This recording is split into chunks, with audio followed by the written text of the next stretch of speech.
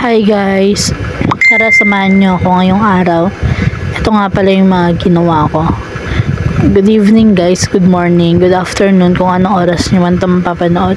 By the way, this is Ate Kay and welcome back to my another video. Ayan, ganda-gandahan lang ang tema natin dyan.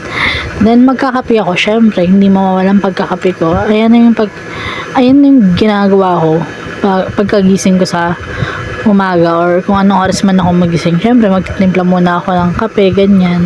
Tapos, konting muni-muni, nag-reflect sa buhay. Kung tama pa ba itong mga ginagawa ko sa buhay, yung mga decision ko, di ba? Lang.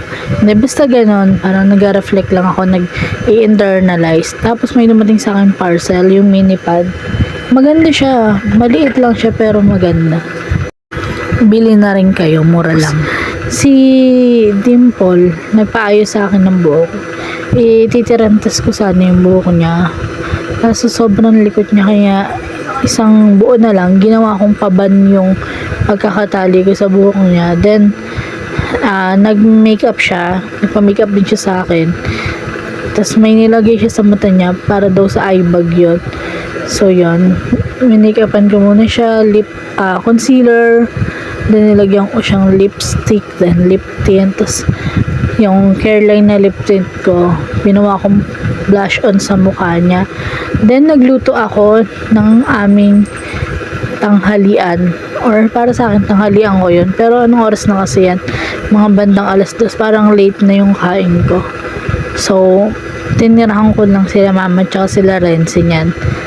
Pero kami ni-stop kumain na kami. Tapos mabilis lang din naman maluto yan. Kasi 2 salang lang ako. Kinote ko yan sa crunch, sa crispy fry pala. Then ito yung mga tuta ni Lilit. Pumasok ko sa kwarto niya. Inalagaan ko. Nilinis ko yung mga dumi nila. Thank you for watching guys.